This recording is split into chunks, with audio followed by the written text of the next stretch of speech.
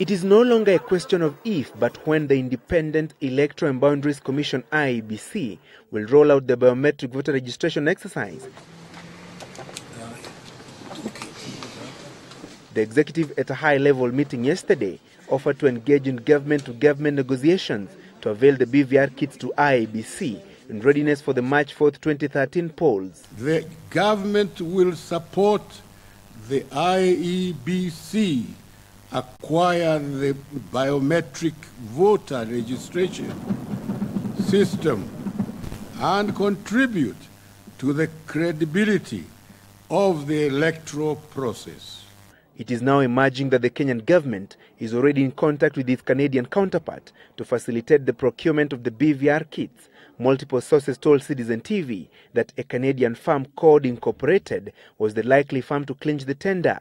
There are many friendly nations that would not stand by and see Kenya go down the same road we did in 2007 because of dead voters voting. And technology is almost magical now. These deficiencies in our voters register can be cured through technology.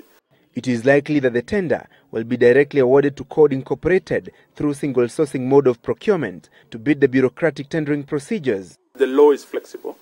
It can allow direct procurement, it can allow restricted procurement. Code Incorporated Limited is the company that was awarded the tender to provide the BVR kits that were used to register voters electronically in a pilot project in 2010 that targeted 18 constituencies. Code Incorporated kits were used to register and issue photo ID cards to nearly 1.5 million voters at 1,600 registration centers across the country.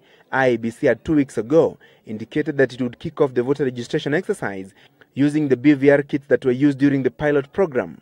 We can be able to manipulate and use the software and now configure our current equipments to be able to now, and they can be deployed to the 1,450 wards.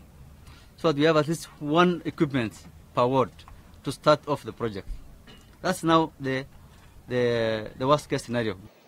To ease pressure on IEBC and the strict legal timelines in preparations for next year's general election, the government, through the Justice Ministry, will prepare and table in Parliament an amendment to the Elections Act of 2011, reducing the period of closing the voter register from 90 days to the election date to 45 days. These aimed at giving IEBC more time to prepare a credible voter register. Francis Gachuri, Citizen Live at 9.